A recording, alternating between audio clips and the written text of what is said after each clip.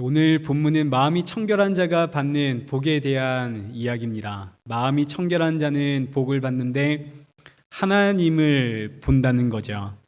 하나님을 보는 복이란 이 성경에 기록되어 있는 모든 복의 핵심이자 결론입니다. 성경에 기록되어 있는 모든 복은 하나님을 보는 것으로 정리가 되는 거죠. 사람은 원래 하나님을 보면서 살았습니다. 그런데 선악과 사건 이후로 우리 창세기 3장 8절에 있는 것처럼 선악과를 먹은 사람, 죄를 지은 사람은 하나님의 낯을 피해 하나님의 얼굴을 피해 숨습니다. 감히 하나님의 얼굴을 쳐다볼 수가 없는 거죠. 죄로 인해서 먹지 말라고 한 그 선악과 먹음으로 그 죄로 인해서 거룩하신 하나님의 얼굴을 보는 것이 너무너무 두려워서 하나님을 피해 숨는 것, 이게 죽음이고 심판이고 이것이 저주입니다. 하나님은 생명이신데 그 생명을 피해 숨고자 하니 어떻게 우리가 살 수 있겠습니까? 그런데도 사람은 죄로 인해 하나님을 피하길 원했고 그 결과 하나님은 그래 너는 흙이니 흙으로 돌아가라 하시는 거죠. 이제 사람은 더 이상 하나님을 볼 수가 없습니다. 이 의미는 하나님의 그 생명에서 끊어졌다는 뜻이죠. 아담이 죄로 인해서 하나님으로부터 끊어졌습니다. 생명에서부터 끊어졌죠. 아담이라고 하는 그 이름의 뜻은 흙이라는 뜻입니다. 흙, 너는 흙으로 지어진 존재다. 이거 잊지 마라. 그래서 이 사람을 지어서 그 이름을 아담 이랬습니다. 아담, 흙이라는 뜻입니다. 너는 흙이다. 그래서 아담. 생명에서 끊어진 흙, 아담, 이 흙은 이제 자신의 생명을 유지하기 위해서 어떻게 살아야 하나요? 흙을 파먹으며 살아야 되죠. 흙을 파서 흙에서 나오는 것, 그거 먹으면서 살아야 됩니다. 이게 무슨 뜻인가요? 아담, 흙이 이제 흙을 파먹으면서 살아야 하는 인생이 되었습니다. 무슨 뜻입니까? 내가 나를 파먹으며 살아야 된다, 이런 뜻입니다. 얼마나 끔찍한 거예요. 이것이 하나님의 생명으로부터 끊어진 이 세상의 모습이고 이게 저주라는 뜻입니다. 하나님으로부터 끊어진, 생명에서부터 끊어진 이 세상은 저주를 받아서 이제 내가 나를 파먹으며 삽니다. 그래서 예레미야 2장 13절 우리 종종 보듯이 사람의 두 가지 악은 첫째, 생수의 근원이신 하나님을 버린 것, 이게 선악과 사건이죠. 그리고 둘째는 스스로 웅덩이를 판 것, 스스로 땅을 파며 사는 것. 그런데 이 땅은 터진 웅덩이. 내가 나를 파먹으며 사는데 내가 채워지겠습니까? 내가 나를 파먹으며 사는데 파면 팔수록 나는 죽어가는 거죠. 하나님을 봐야만 채워지고 하나님을 봐야만 그 생명에 연결이 되어지고 하나님을 봐야만 살 수가 있습니다. 그래서 하나님께서 구약의 대제사장들에게 제사가 끝난 후에는 반드시 선포하라고 하신 그 축복문이 있습니다. 민수기 6장 24절에 기록되어 있는 대제사장의 축복 선언문, 축복 기도문이죠. 대제사장은 반드시 예배가 끝나면 이 축복 선언문을 선포해야만 합니다. 그 의미는 여러분, 이 제사가 끝난 후에는 반드시 이 복을 받으셔야 됩니다. 이런 뜻입니다. 그 복이 어떤 복이냐면 24절 여호와는 내게 복을 주시고 너를 지키시기를 원하며 여호와는 그의 얼굴을 내게 비추사 은혜 베푸시기를 원하며 여호와는 그 얼굴을 내게로 향하여 드사 평강 주시기를 원하노라. 아멘. 여기서 이 복의 내용이 뭡니까? 하나님, 우리에게 하나님의 얼굴을 비춰주소서. 하나님, 우리를 외면하지 마시고 우리를 향해 그 얼굴을 들어주소서. 이게 구약의 모든 복의 핵심이고 결론입니다. 그래서 오늘도 똑같이 예배가 끝나면 축도로 예배를 마치게 되는데 축도에는 크게 두 가지의 축도가 있죠. 첫째는 고린도후서 13장 13절에 기록되어 있는 주 예수 그리스도의 은혜와 하나님의 사랑과 성령의 교통하심이 너희 무리에게 함께 있을지어다. 첫 번째 축도고, 두 번째 축도는 이 민수기 6장 24절에 기록되어 있는 여호와는 내게 복을 주시고 너를 지키시기를 원하며 여호와는 그의 얼굴을 내게 비추사 은혜 베푸시기를 원하고 여호와는 그 얼굴을 내게로 향하여 드사 평강 주시기를 원하노라. 이 두 말씀은 다 같은 뜻을 가지고 있고 오늘날 예배는 반드시 이 축도로 끝을 내야 됩니다. 무슨 뜻인가요? 이 축도의 의미는 하나님의 얼굴을 보라는 거죠. 축도는 하나님이 예배 후에 반드시 선포하게 하신 축복, 백성들을 향해서 선포하게 하신 최고의 복, 이게 이제 축도인데 이 축도의 핵심이 뭐라고요? 하나님의 얼굴을 보게 하소서. 이게 축도의 핵심입니다. 이 예배 후에 사랑하는 성도들, 그들의 눈이 하나님을 향하게 하여 주옵소서. 하나님의 얼굴이 이들을 외면하지 마시고 이들을 향하여 들어주소서. 이것이 교회가 성도들에게 빌어줄 수 있는 최고의 복입니다. 그래서 오늘 우리 예배도 축도로 끝을 내죠. 축도의 의미가 뭐라고요? 이 예배를 통해 하나님의 얼굴을 바라보는 성도가 되게 하소서. 아담과 하와 이후로 더 이상 하나님의 얼굴을 보지 못하는, 그래서 땅을 파며 자신을 파먹으며 사는 그런 이 세상에서 하나님의 얼굴을 보는 것, 그 생명과 다시 연결되어지는 것, 이것보다 큰 복이 어디에 있겠습니까? 세상의 모든 종교는 뭘 복이라고 이야기하나요? 세상의 모든 종교는 다 내가 잘 되는 것을 복이라고 이야기합니다. 내가 잘 되고 내 가정이 잘 되고 내 일터가 잘 되고 내 사업터가 잘 되고 내 자녀가 잘 되면 이게 최고의 복이죠. 교회가 종교가 되어지면 교회가 이 복 추구하게끔 되어집니다. 그래서 밤낮 교회에 나와서 우리 자녀들 잘 되게 해 주십시오. 그 결과 한국 교회가 지금 자녀들이 없죠. 다 어디에 가 있습니까? 다 세상에 가 있습니다. 세상에서 잘 되게 해달라니까 교회 없고 다 세상에 가 있죠. 세상은 흙입니다. 흙인 아담이 흙에서 살면서 흙 파먹고 사는데 나는 더 멋진 흙이 되고 싶습니다. 우리 자녀들 더 멋진 흙이 되게 해주세요. 그래서 더 멋진 직장을 가지고 더 멋진 환경에서 살게 되었다 한들 그거 전부 다 흙에 지나지 않고 결국은 다 흙으로 돌아가게끔 되어져 있습니다. 교회가 외치는 복은 여러분 더 나은 흙 되십시오, 이것이 아니라 여러분 이제 흙 안 파도 됩니다. 이제 드디어 우리가 하나님을 볼 수가 있습니다. 이것이 교회가 외치는 복입니다. 선악과 사건 이후로 저주를 받아서 땅을 파먹고 사는 내가, 나를 파먹고 사는 이 저주받은 내가 드디어 생명이신 하나님을 볼 수 있고 만날 수 있다고, 나를 파먹으며 죽음으로 가는 것이 아니라 드디어 생명으로 갈 수 있다고, 이것이 교회가 외치는 복음인 것이죠. 그래서 교회 나오면 반드시 하나님을 만날 수 있는 방법, 그 복음 듣고 가셔야 됩니다. 그럼 어떻게 해야 우리 하나님 만날 수 있나요? 오늘 본문을 보니까 마음이 청결해야만 하나님을 볼 수 있다 그럽니다. 이 마음이 청결하다는 의미는 윤리 도덕적으로 내 마음이 깨끗하냐, 정직하냐, 순결하냐 이런 의미가 아니라 마음이 청결하다라는 이 의미는 나의 마음이 하나다, 한 길이다 이런 의미입니다. 마음이 나뉘지를 않았습니다. 다른 것으로 혼합되지 않은 것이 마음이 청결하다 이런 뜻입니다. 오늘 우리가 만약에 하나님 앞에서 한 마음을 가지고 있다면, 내 마음이 나뉘지 않고 한 마음 가지고 있다면 우리는 마음이 청결한 사람임에 틀림이 없습니다. 그런데 우리 마음은 한 마음인가요? 아니면 우리의 마음은 여러 갈래로 나뉘어져 있나요?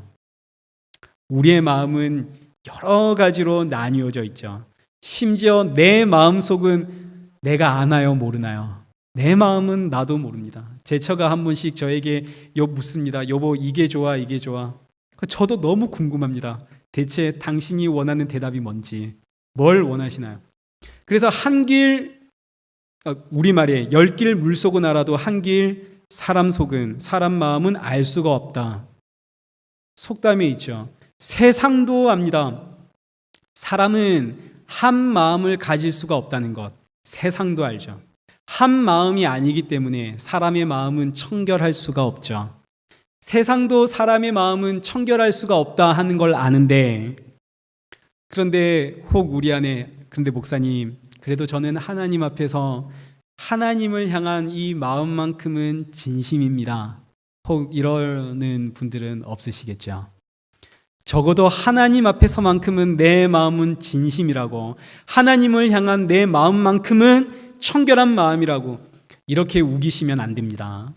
내 마음은 수없이 나뉘어져 있는데 그 중에 한 부분이 하나님을 향해 있다고 해서 하나님을 향한 이 마음은 정말 진심입니다, 이렇게 우기면 안 되는 거죠. 근데 또 이렇게 우기는 것이 선악과 먹은 우리 인간의 모습이기도 합니다. 우리 출애굽기 2장 25절 말씀을 보시면 아담과 하와가 하나님 앞에서 벌거벗고 살았죠. 창피함을 몰랐습니다. 근데 죄를 짓고 나니까, 선악과를 먹고 나니까 그 다음 어떻게 하나요? 3장 7절에서 자기들이 벗은 줄 알고 부끄러워서 하나님 앞에서 자신의 몸을 가리죠. 몸을 가리는 것은 뭐의 결과인가요? 이건 죄의 결과입니다. 죄 때문에 몸을 가리죠. 어떻게 가립니까? 옷으로 이렇게 가리나요? 그렇지 않습니다. 우리는 계속 이렇게 가리는 거죠.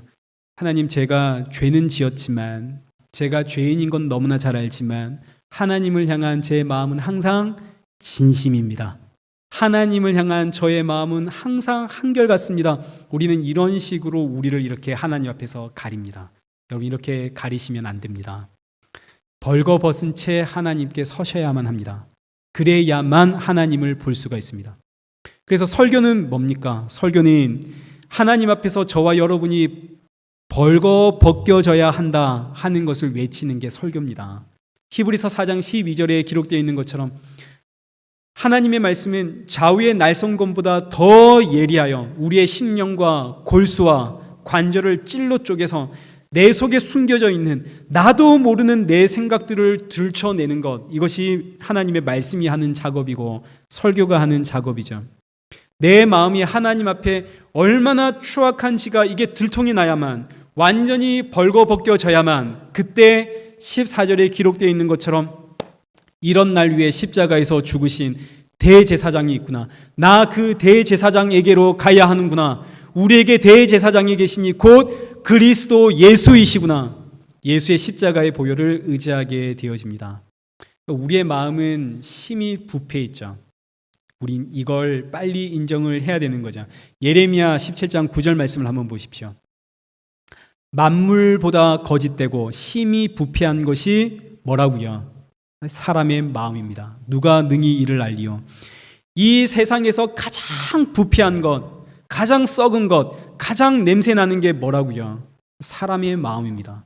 사람의 마음은 믿을 것이 못 되죠. 나도 내 마음을 믿지를 못하는데, 작심삼일, 작심할 때는 평생 지킬 줄 알았습니다. 그런데 며칠 간다고요? 3일 가도 많이 갈죠. 요한 1서 1장 8절, 만일 우리가 죄가 없다고 말하면 스스로 속이는 것이라, 하나님 앞에서 내 마음은 정말 진심입니다 라고 생각하고 있으면 이건 스스로를 속이는 행위입니다. 로마서 3장 10절에 의인은 없나니 하나도 없죠. 시편 51편 10절, 하나님이여 내 속에 정한 마음을 창조하시고, 그 정한 마음을 창조해 달라는 말씀은 정한 마음이 내 속에 있다는 이야기인가요? 없다는 이야기인가요? 없으니까 창조해 달라는 거죠. 정한 마음은 정결한 마음을 뜻합니다. 하나님 앞에서 한 마음을 가진 것, 이 마음이 내 안에 없기 때문에 하나님, 내 안에 이 정결한 마음 창조해 주십시오. 사람의 마음은 청결한 마음이 아닙니다. 선악과를 먹은 이후로 사람은 이제 내가 선과 악을 판단하는 주체가 되어버렸습니다. 선과 악을 이제 누가 판단하나요? 이건 이제 내가 판단하죠. 내가 선과 악을 판단하니까 이 세상의 선과 악이 얼마나 주관적인가요? 때에 따라선 이게 선이 되지만 때에 따라선 이게 선이었던 것이 악이 되어지기도 합니다. 우리나라에선 틀림없이 선이지만 일본에 가면 그건 악이 될 수 있는 거죠. 심지어 하나님의 말씀을 들으면서도 선과 악, 옳고 그름을 내가 판단하고 있습니다. 내가 불쾌하면 아무리 이 말씀이 옳다 하더라도 믿을 수가 없고 나의 하나님 그런 하나님 아니라 그러고 그래서 내가 듣고 싶은 것만 듣고 듣기 싫은 것은 흘려버리는 이게 우리의 마음 아닌가요? 그러니 우리의 마음이 어떻게 하나님 앞에서 진심일 수가 있습니까? 스스로에게 속으시면 안 됩니다. 이스라엘 백성들이 먹을 것이 없을 때 하나님께서 이스라엘 백성들에게 만나를 내려주셨죠. 만나는 예수 그리스도를 상징합니다. 아침과 저녁으로 매일같이 만나를 먹죠. 매일같이 예수 그리스도를 먹었습니다. 아침에도 예수 그리스도, 저녁에도 예수 그리스도. 그랬더니 어떻게 되던가요? 이스라엘 백성들이 보다 나은 사람, 보다 훌륭한 사람이 되던가요? 아니면 이젠 지겨워서 못 먹겠습니다. 고기 주십시오 하던가요?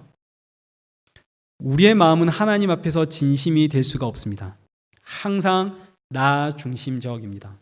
그러면 대체 우리가 어떻게 하나님을 볼 수 있단 말입니까? 마음이 청결해야만 하나님을 볼 수 있는데, 그래서 이제 이 말씀의 배경을 우리가 봐야 하는 거죠. 이 말씀의 배경이 시편 24편에 기록되어 있는 말씀입니다. 우리 3절부터 한번 보시면 여호와의 산에 오를 자 누구며 그의 거룩한 곳에 설 자가 누구인가? 곧 손이 깨끗하며 마음이 청결하며 뜻을 허탄한 데에 두지 아니하며 거짓 맹세하지 아니하는 자로다. 그는 여호와께 복을 받고 구원의 하나님께 의를 얻으리니 이는 여호와를 찾는 족속이요 야곱의 하나님의 얼굴을 구하는 자로다. 여호와의 산, 거룩한 곳, 이건 성전을 의미하기도 하고 동시에 하나님이 거하시는 하나님의 나라를 상징하기도 합니다. 그러니 성전에서 하나님의 나라에서 하나님의 얼굴을 보는 자 누구냐? 그 사람은 조건이 있는 거죠. 첫째, 성전에서 하나님의 얼굴을 보는 자. 하나님 나라에서 하나님의 얼굴을 보는 자는 조건이 있는데 첫째, 손이 깨끗해야 하고 둘째는 마음이 청결해야 하고 셋째는 뜻을 허탄한 데 두면 안 되고 그리고 넷째는 거짓 맹세해선 안 됩니다. 우리의 이야기는 아니죠. 여러분의 손 깨끗하십니까? 늘 씻어서 깨끗하다 이런 의미 아니겠죠. 우리의 마음은 청결한 마음인가요? 우리 살펴보았듯이 우리의 마음은 한 마음이 아닙니다. 뜻을 허탄한 데 두지 마라. 이 말은 우리의 뜻을 항상 하나님께 둬라 이런 이야기인데 우리 늘 하나님께 우리의 뜻 두고 있나요? 우리 그렇지 않습니다. 우리 청년들은 취업 때문에 고민하고 있고 비자 때문에 고민하고 있고 부모는 자녀들에게 공부 좀 하라고 야단치고 이게 전부 다 항상 하나님을 위해서인가요? 그렇지 않죠. 그리고 마지막이 거짓 맹세하지 마라. 거짓말하지 않는 자. 저는 오늘도 교회 입구 들어오면서 거짓말 많이 했습니다. 교회 들어오면서부터 이야 너 오늘 얼굴이 좋아 보인다. 야, 너 진짜 키가 이뻐 보인다. 얼마나 많이 했는지 모르죠. 여기서 나오는 자격 갖춘 사람은 우리의 이야기가 아닙니다. 우리는 여기에 그 어떤 자격도 하나 갖추지를 못했습니다. 이제 누구의 이야기입니까? 이어지는 7절부터 누구의 이야기인지가 등장을 하는 거죠. 이 거룩한 산에 올라가 이 성전에 올라서 하나님의 나라에서 하나님의 얼굴을 보는 자 누구인가? 그 자가 이제 등장을 하는데 7절 문들아 너희의 문을 열어라. 여기서 문은 성전의 문이고 하나님 나라의 문을 이야기합니다. 문들아 머리를 들어라. 영원한 문아 머리를 들어라. 영광의 왕이 들어가신다. 영광의 왕이 누구시냐? 강하고 능한 여호와여 전쟁에 능한 여호와시로다. 누구의 이야기입니까? 하나님의 나라의 문을 활짝 열고 전쟁에서 승리하신 영광의 왕이 들어가시는데 이 영광의 왕이 누구신가요? 십자가에서 죄와 사망의 권세를 멸하시고 참 승리와 참 생명이 되신 예수 그리스도 그분의 이야기죠. 예수님에 대한 이야기입니다. 그래서 마음이 청결한 자는 누구신가요? 예수님이십니다. 영광의 왕이신 예수 그리스도, 전쟁에 승리하신 예수 그리스도. 그래서 마음이 청결한 자는 곧 예수 그리스도, 예수는 복이 있나니 예수를 믿는 자는, 예수를 보는 자는 하나님을 볼 것이다 라는 뜻입니다. 구약에서 하나님을 본 사람이 있죠. 누가 하나님을 보았나요? 모세가 하나님을 보았습니다. 출애굽기 33장 18절 모세가 주의 영광을 저에게 보여주십시오. 주의 영광이란 하나님의 얼굴을 뜻합니다. 하나님의 얼굴을 저에게 보여주십시오. 그러자 20절에 하나님의 답변이 네가 내 얼굴을 보지 못할 것이다. 나를 보고는 살 자가 없다. 하나님의 얼굴을 보고는 살 자가 없습니다. 마음이 청결해야만 하나님을 볼 수가 있는데 마음이 청결하지 못한 자가 하나님을 보면 어떻게 된다고요? 죽습니다. 모세조차도 하나님의 얼굴을 보면 살 수가 없습니다. 심판을 받는 거죠. 하나님의 얼굴은 다른 표현으로 하나님의 영광을 뜻합니다. 하나님의 영광은 빛을 의미하는데 하나님의 그 영광의 빛이 얼마나 밝은지 사람이 만들어낸 핵도 저 멀리서 터졌을 때에 저 멀리서 그 빛을 보게 되어지면 피폭당해 죽는데 하나님의 그 영광의 빛, 사람이 만들어낸 빛, 핵도 이런 결과를 만들어내는데 그 하나님의 영광의 빛은 어떠하겠습니까? 이거 비교가 안 되겠죠. 그러니 하나님의 그 영광의 빛을 보는 순간 그 사람은 살 수가 없습니다. 그래서 하나님께서 이제 모세를 어떻게 하시냐면 21절 하나님이 모세에게 너는 반석 위에 서라. 내 영광이 지나갈 때에 내가 너를 반석 틈에 두고 내 손으로 너를 덮었다가 내 손을 거두리니 네가 내 등을 볼 것이다. 그래서 모세가 하나님을 보기는 보는데 어떻게 하나님을 보냐면 반석 틈에 숨어서 하나님의 등을 보게 되어집니다. 하나님은 영이시기 때문에 하나님의 무슨 손이 있고 무슨 등이 있겠습니까? 이건 일종의 하나의 표현입니다. 하나님이 모세를 손으로 덮었다 이런 표현은 하나님이 모세를 바위 틈에 숨겼다 이런 뜻이고 하나님의 등을 보았다 이 말은 하나님의 그 영광의 끝자락, 그 영광이 지나가는 그 빛이 지나가는 그 끝자락의 희미함을 보았다 이런 표현입니다. 하나님의 빛을 보면 죽을 수밖에 없는데 하나님께서 모세에게 자신을 보여주실 때에 반석의 그 틈을 통해서 그 영광의 끝자락, 그 사라져가는 빛, 그걸 보여주셨다는 거죠. 그럼 이제 이 반석은 뭘 상징할까요? 고린도전서 10장 4절에 반석은 곧 누구신가요? 예수 그리스도. 그러니 모세는 누구를 통해서 하나님을 보았나요? 예수 그리스도를 통해서 하나님을 보았습니다. 구약시대에 유일하게 하나님을 본 선지자가 모세인데 모세는 예수 그리스도를 통해서 하나님을 보았습니다. 예수 그리스도를 통해서 하나님을 완전히 본 것 아니죠. 사라져가는 그 빛의 끄트머리를 보았습니다. 마찬가지입니다. 오늘 이 시대도 예수 그리스도를 통해서만 하나님을 볼 수 있죠. 완전하게 보는 게 아닙니다. 그 끄트머리에 사라져가는 그 희미한 빛을 보는 겁니다. 어떤 의미인지 나중에 이야기하고 우리 요한복음 1장 18절 말씀을 한번 보시면 본래 하나님을 본 사람이 없을 때 아버지 속에 있는 독생하신 하나님이 나타나셨느니라. 하나님을 본 사람은 아무도 없는데 하나님의 아들 그 독생자 예수 그리스도 안에서 하나님이 자신을 드러내셨다라는 뜻입니다. 그래서 14절에 말씀이 육신이 되어 우리 가운데 거하시며 우리가 그의 영광을 보니 곧 하나님의 영광이더라. 요한복음 14장 8절 예수님의 제자 빌립이 예수님께 하나님을 우리에게 보여주십시오. 그러자 예수님이 하시는 말씀이 뭡니까? 빌립아, 내가 이렇게 너와 오래 함께하고 있는데 어찌 네가 나를 알지 못하느냐? 나를 본 자는 누구를 보았다고요? 아버지를 보았느니라. 나를 본 자는 아버지를 보았느니라. 반석이신 예수 그리스도를 통해서만 하나님을 볼 수가 있습니다. 예수님을 본 자는 하나님을 본 자입니다. 근데 오늘 우리는 예수님을 본 적이 없죠. 예수님은 2000년 전의 인물입니다.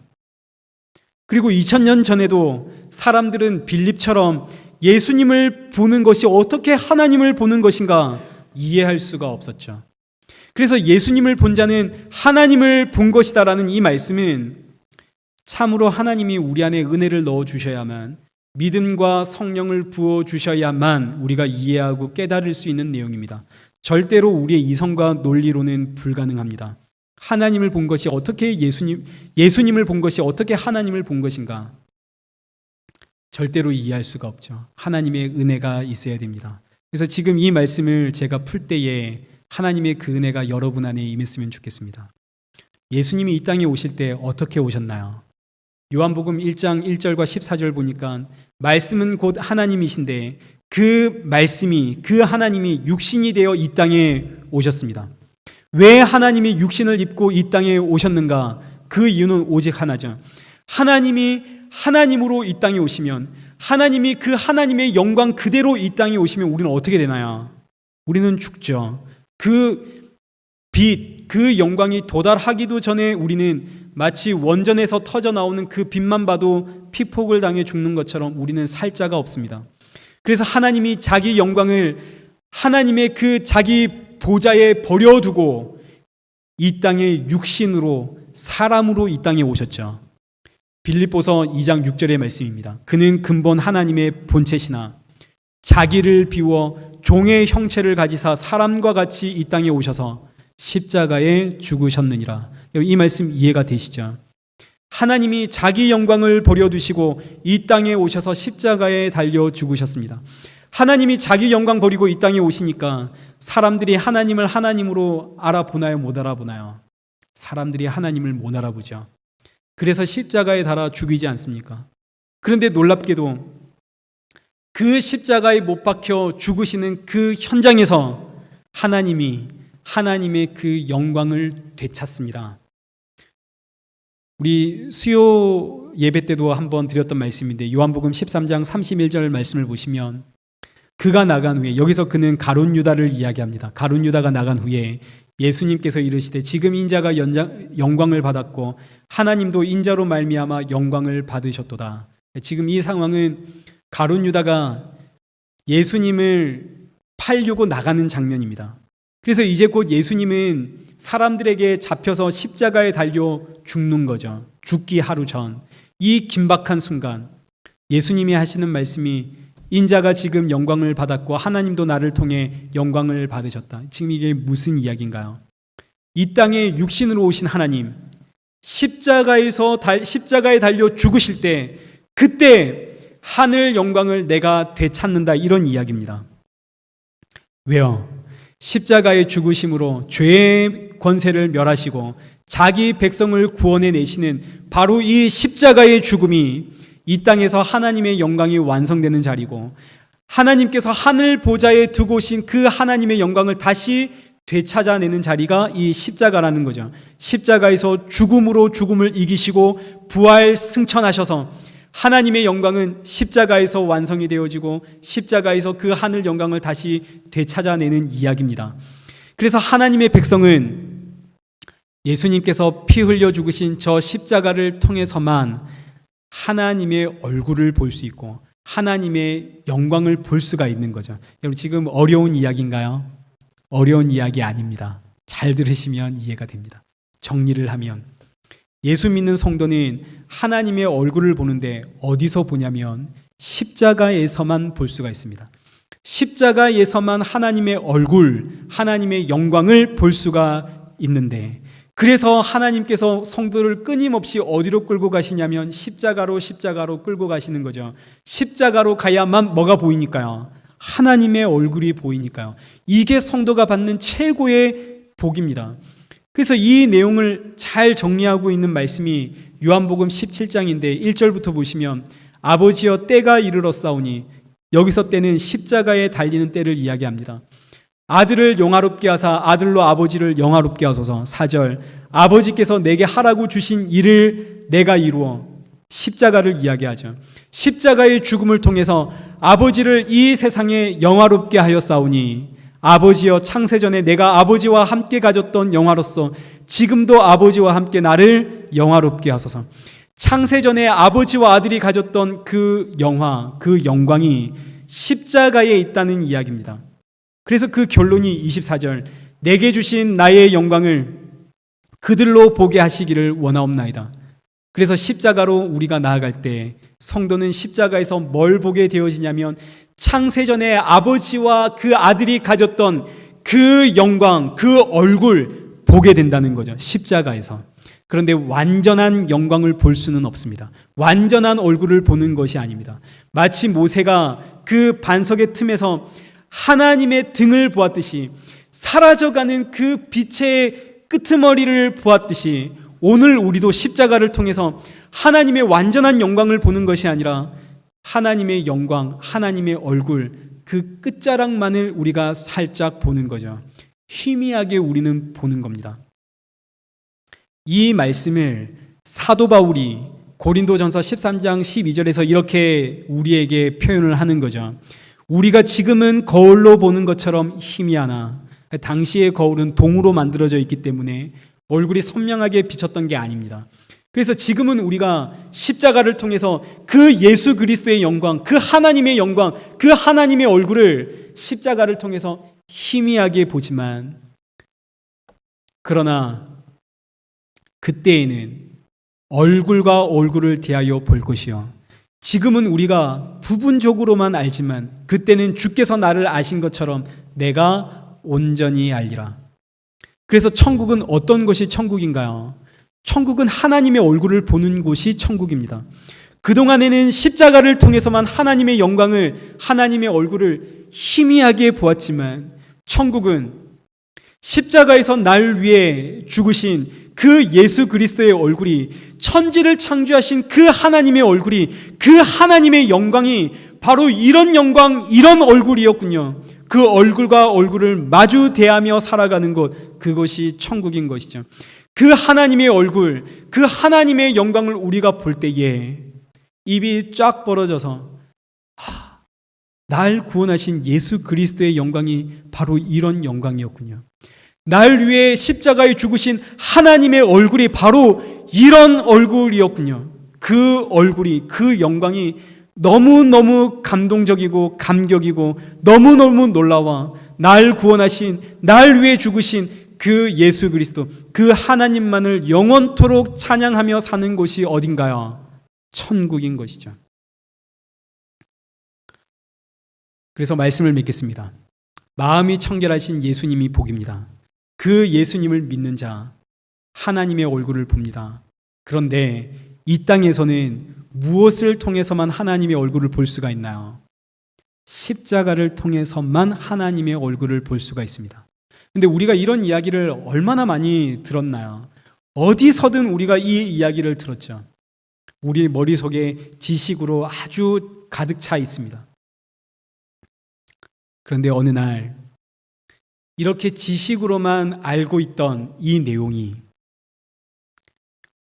어느 날 한순간 내 마음 안으로 쳐들어오면, 저 예수 그리스도의 십자가, 저 십자가를 통해 보이는 그 하나님의 영광이, 그 하나님의 얼굴이 어느 날 갑자기 정말로 내 안에 쳐들어오게 되어지면 그 놀라운 감동과 감격, 이루 말할 수가 없죠. 이걸 우리가 흔히 첫사랑이라고 이야기를 합니다. 그 첫사랑 앞에 우리의 입이 벌어져 예수님을 찬양할 수밖에 없고 예수님을 자랑할 수밖에 없고, 여러분 이거 다 한 번씩 우리 경험해 보지 않았습니까?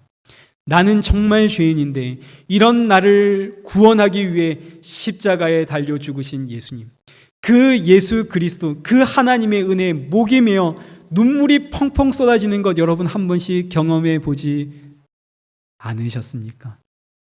저만 했습니까? 그때 우리가 잠시 천국을 맛보게 되어지는데, 그때 잠시 천국을 맛본 성도는 그 순간만큼의 삶은 달라지게 되는 거죠. 이 천국을 맛본 성도가 기록한 성경이 있습니다.